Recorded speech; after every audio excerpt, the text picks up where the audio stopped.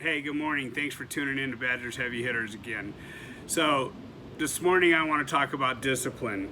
I got my boy Clint here with me. We're just doing a little cut for you guys for the day. As you can see from behind us, it's not another sunny day in Southern California. Looks like we might be getting a little bit of that rain, which is well deserved, well needed, and well appreciated. I guess if it's not a regular thing, we appreciate it. But for myself, I appreciate every day and every way it comes now. That wasn't always the case. Very grateful for it. So back to discipline. This morning I get a phone call. Hey Badger, could you come over and pay the gas bill while the guy's still there? I'll get you later, whatever. And fortunately I'm able to dress up, suit up, and show up these days. And that wasn't always the case. I'm thinking, man, you calling the brokest dude you know to come do this stuff for you, but I'm happy to do it, because I'm at a sober living that my boy Clint, he manages it here. Say hi, Clint. How you guys doing? So, people hate fucking rules. I fucking hate rules, you know what I mean? But we have to follow rules in order to get along in society, and so at this sober living, people come here and think they're going to change this place. They don't come here to change themselves. And we're running into a lot of that. I came to visit my boy and give him support. As you know, I'm trying to be more of a recovery channel than anything, because that's what changed my life. What's it done for yours? Quite a bit. It's changed quite a bit. Clint works in treatment as well, and he gives back by managing here at Plan C, Chatsworth and DeSoto in Chatsworth, California. It's a great place. We take people in that have been homeless and have no jobs, no nothing. We take them in and we love them and we get them back to work and we get them doing their things. But what do you seem to run into the most around here? People trying to run on their own willpower. They want what they want, entitlement issues, and they're going to do things their way. How's that work out for them? And obviously, their way is what got them here to begin with. It ain't working. They're too stubborn to try something new and figure out a new way of life. Yeah. So, I can't speak for anybody else, but I've been through this house myself, and I came here wanting to get away with game, wanting to do this, wanting to do that, and it was more of a job to fucking do all the bullshit that I was doing than just to fall into place and fucking comply. But who wants to comply, right? That's like waving a white flag to me, and there was no way in fucking God's creation did I even have the word surrender in me. Fortunately, I was able to find it.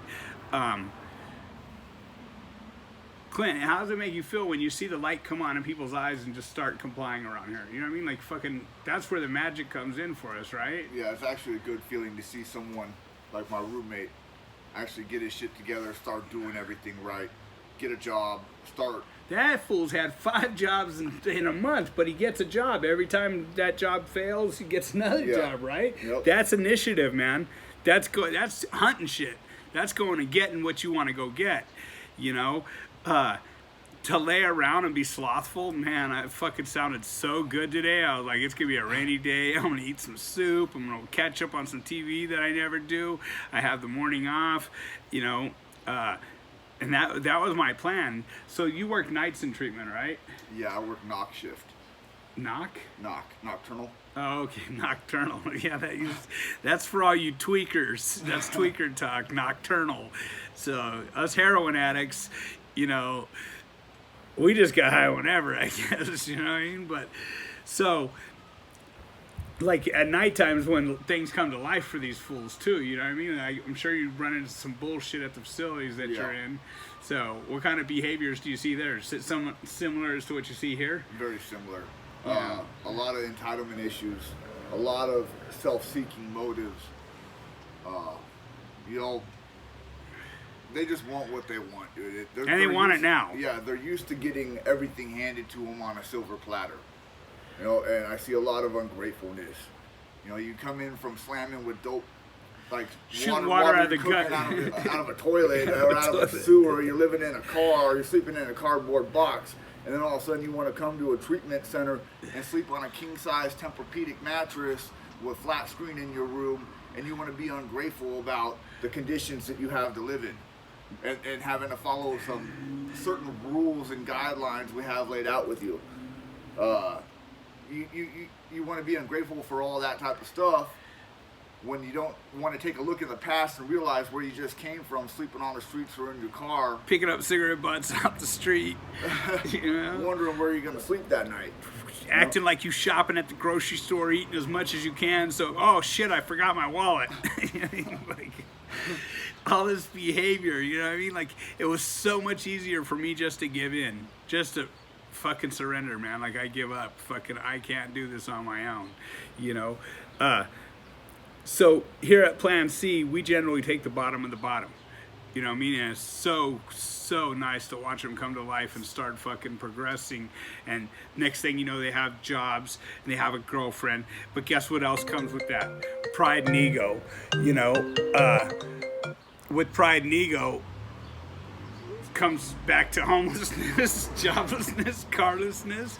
You know, like I was saying in yesterday's video, man. Like, carry a trash bag at work, carry a shovel, carry something to where you look like you're doing something. You know, we expect people to be doing the 12 steps here because we know that for sick individuals like us, and Clint's got a history, and you'll probably hear his story one day, you know, did fucking Arizona time for attempted murder with a hammer, right? And a pistol. And a pistol, like fucking, homeboy put in some work and found himself in there with the fellas, fucking having to do what he had to do there. And then so our behaviors are what gets us loaded. You know what I mean? We don't even realize that as we're growing up. Fucking, so what I never heard around my house is I love you. You know what I mean? I'm proud of you. You know, I never fucking heard any of those words. I heard, you little fucking bastard, you piece of shit, get the fuck out of my house. You know? Right. So, and you're going to hear this a lot with men that were raised by stepdads or other men. So if you're a stepdad, and even if you are having problems with your stepchild, you know what I mean? Like, let them know what you are proud of them for. Let them know. Sit down and talk with them, man. Like, fucking people need to hear that shit. So if they're not going to hear that shit from you, they're going to hear the negative shit, and they're going to run with the negative shit, and they're going to land themselves in a spoon or in a fucking penitentiary somewhere. Fact? Yeah. Like, everybody, it's just what happens to us. Don't allow that to happen to them, man. You may not have a great relationship with this person right now, but what are you bringing to the table? Are you bringing the same shit, you little fuck, the same behaviors that were brought to us? I hope not. You know, like, fucking let them know what you are proud of him for and what areas could be worked on. If you just sit down and talk, he's going to sit down with a little pride and ego and be like, yeah, I know. You're going to hear a lot of I knows, right? Yeah. What do you hear around here all the time? I know. Well, fucking quit knowing and do something about it, man. Step up and be the person that you, treat that person how you wanted to be treated when you were younger. You know what I mean? Let your fucking, your old lady know that you love her. Don't wait till she's dead to bring her fucking flowers. Don't wait till she's in the fucking graveyard to bring her flowers. You know what I mean? Like, fucking on occasion, show up and bring her flowers. And I guarantee you, I tell you this all the time, but it's going to make your life easier. Right? Like, Much easier. Much easier. You know, do what you would want done for you, man. Like, fucking, it's just how it is. If you want some positivity going on in your life, how do you start that? You start it. That's how you start it. You start by breaking the walls down, and then fucking one day your boss is like, oh, he's not such a bad guy after all. Or your old lady's like, man, Mike's been really nice to me lately. You know, maybe I should start being nice to him. It's contagious. Just like bad behavior is contagious. You know, what happens when one person gets loaded in the house? It's like a cancer. It Right. just fucking spreads. It just goes, you know what I mean? Like, fucking next thing you know, all the behaviors are bad. What happens when fucking two people quit doing their chores? The whole house fucking falls apart because everyone else thinks, all right, why can he get away with not doing his chore? Let me just fuck mine off too. And then that spreads to the next person. And next thing you know, you got a whole pad that's fucking dirty. Right? And otherwise known as flop houses. And we would refuse to live like that, you know? I don't live in a sober living. I live on my own. But, I mean, I have a roommate, as you guys know. But, you know, like, every day's a grind for all of us, man. And it's... there's a myth called Sisyphus. So he did something with his girlfriend. He followed her to hell, and the God sent him back to earth, and his punishment was to fucking carry rocks up a mountain all day long. Just continuously carrying rocks up the mountain, and Sisyphus wouldn't let the God see the dissatisfaction that he had. So he carried those rocks every day until fucking he enjoyed carrying those rocks. That he took pride in what he was doing. And that's how it starts for us. You know what I mean? We hate what we're doing in the beginning. How many people really like their job? I got a text message or a comment saying, you know, hey, you said if I hate my job, quit my job. Well, it's not that easy. Of course, we lay out a future, you know, like Clint was in between work, and now he's working at a treatment center. Something better always that comes up. You seem happy in all your posts. You're posting out at a poolside, you're posting, you know, kicking in the office. So, like, better shit shows up for us when we fucking take the initiative to put ourselves out there. Reach out and say, hey, what's up on Badger? You know what I mean? Fucking, do you know anyone looking for work? Or do you know anyone hiring? Whatever the case may be. And I guarantee you, the more you fucking, what's the word called? Outreach, whatever it is I'm looking for. I can't think of the word, but you keep your lines of communication open, and there's someone go, oh, he needs a job. So we're not just looking for jobs, though. You know, we're looking for something that's going to make us happy. And for me, working in treatment, getting people into treatment, man, it makes me happy. I get a lot of gratification out of it. And when I see people come to life, man, you know, I feel like taking pictures of them, like when they come in, and then like when I go see them at treatment later, and I'm like, fucking, hey, you want to see a miracle? And they're like, yeah, let me see a miracle, because I do magic tricks too, but fucking, and then I'll show them their picture of when they came in, and fucking go, look at you now, man. You know what I mean? That's a fucking miracle. You're able to sit there and smile today. I seen you over there laughing with everybody. You know, I seen you having a good time, and nothing was fucking funny when you got here.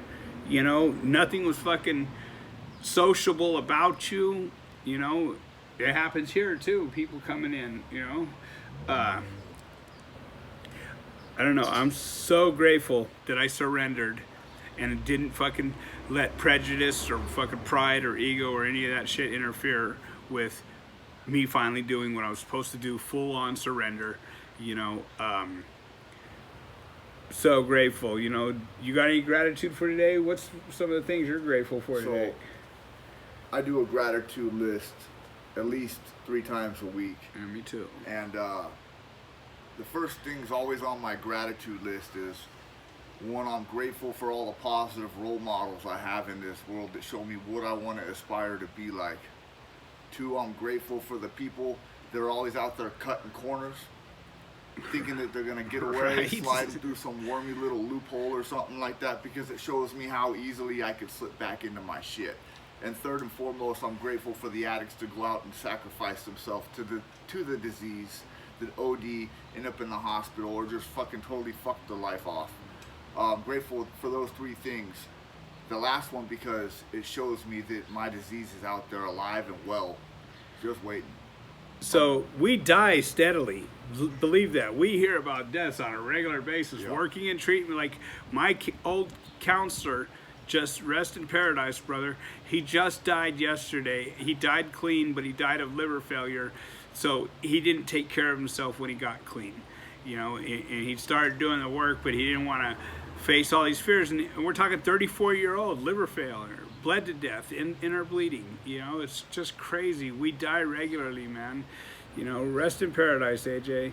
You know, and he left behind a beautiful daughter, man. You know, like, she's just destroyed right now. She's like 4 or 5. I'm not sure how old she is. She's just destroyed right now, and she doesn't even get the whole concept of daddy's gone. You know, my boy's got a couple of kids too. Their eyes light up when they see dad picks them up, and we go wherever we're going. I've seen the light in their eyes, and I love when that light happens in our eyes as adults coming to, and I mean coming to, in recovery. You know, it's a beautiful thing. So, like I said, maybe we'll get Clint's story out there to you soon. I just wanted to touch bases with you. Man, tell somebody today that you're proud of them, and tell them why. You know what I mean? And if other shit arises that you need to discuss, then discuss it. Because remember, honesty without compassion is brutality. You know what I mean? You may be right in some of the things you're saying, but if you don't do it with some compassion, they're always going to take the defense. You know, do something for your girl. Do something for your man. Just make everyone's life a little easier. It's fucking life's a struggle as it is, you know? So with that said, I want to thank Clint for sitting down with me and fucking sharing a few words with you guys. I just wanted to get at you this morning and let you know you could be whoever you want to be today. You know what I mean? Only you can focus on it. If you want to do it, you'll find a way. If you don't, you'll find an excuse.